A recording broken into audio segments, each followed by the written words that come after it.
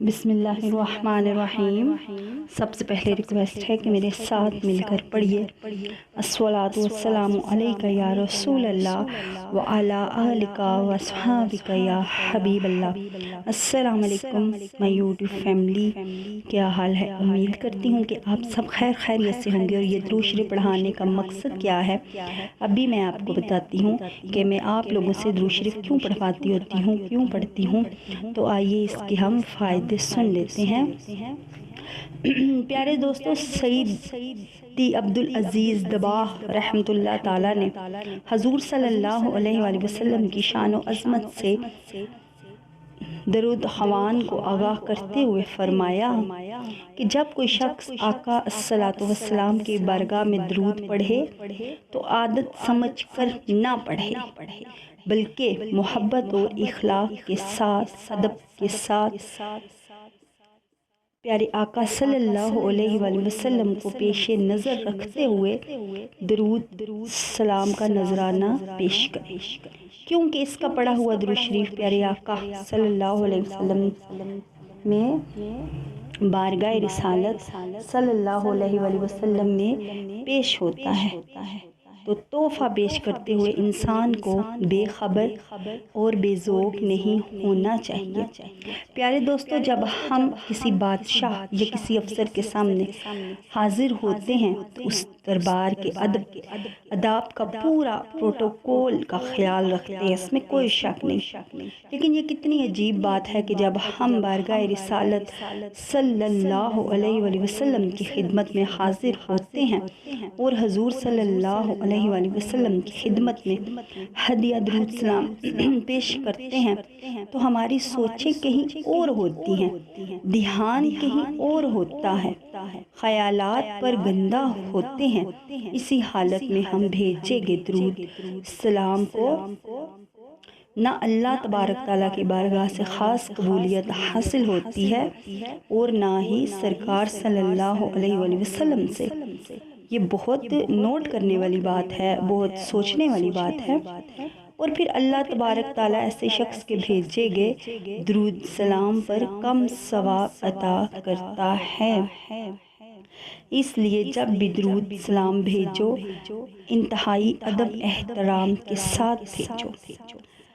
سیدی عبدالعزیز فرماتے ہیں کہ جہاں تک پیارے آقا صلی اللہ علیہ وسلم کی تعظیم کا تعلق ہے تو انسان کو ہمیشہ آپ کے عظیم مرتبے کا خیال پیش نظر رکھنا چاہیے کہ یہ عظیم مرتبہ کیا ہے، اس کا حامل کن خصوصیات کا حائل ہو سکتا ہے۔ یہ بات بھی پیش نظر رکھیے کہ مخلوق میں سے کوئی ایک بھی آپ کی کسی ایک خصلت کا مکتمل نہیں ہو سکتا، بے شک، کیونکہ آپ کے کمالات تک رسائی انسانی فکر عقل سے دور ہے، ماورا ہے، تو بھلا ان میں سے کسی ایک کمال کا حصول کیوں کر ممکن ہو سکتا ہے۔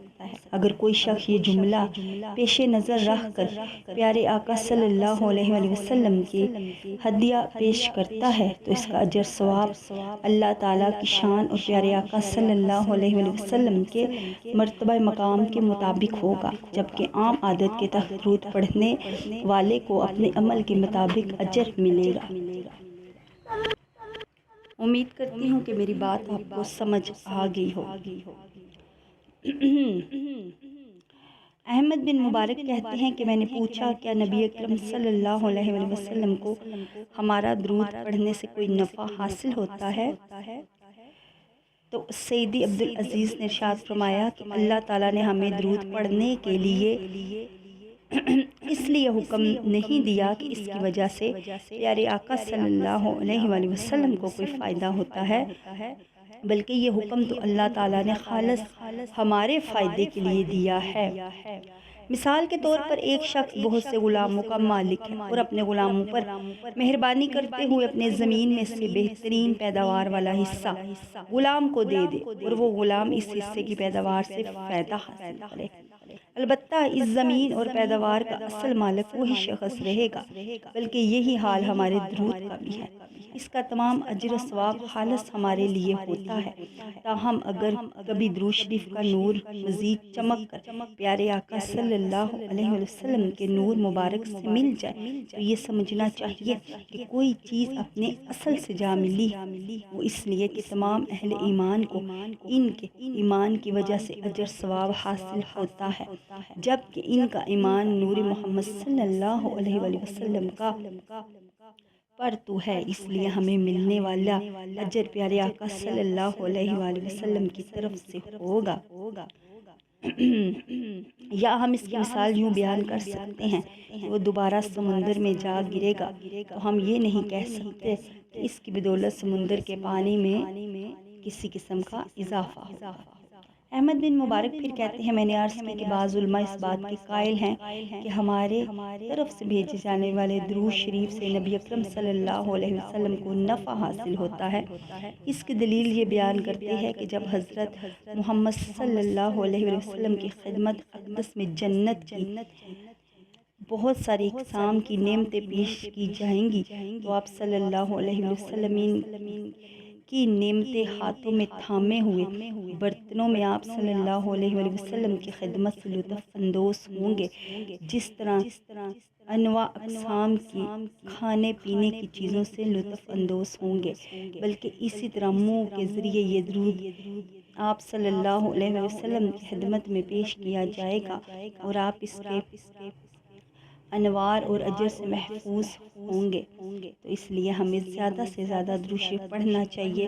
اگر میری ویڈیو اچھی لگی ہو تو لائک اور سبسکرائب کر جائیے۔ امید کرتی ہوں کہ آپ کو میری بات سمجھ آ گئی ہوگی اور مجھے بھی دعاؤں میں یاد رکھیے گا، بہت سخت ضرورت ہے دعاؤں کی۔ میرے چینل کو سبسکرائب لازمی کرتے جائیے گا، جلدی سے میرا 1 کے پورا کرا دے، جلدی سے کرا دے اور مجھے کامنٹ بھی کیا کرے، اور اگر ویڈیو اچھی لگے تو لائک کیا کرے۔ اس طرح مجھے اور اچھا لگتا ہے، میرا دل کرتا ہے میں اور اچھی سے اچھی ویڈیو آپ لوگوں کے لیے لے کر آؤں۔ السلام علیکم۔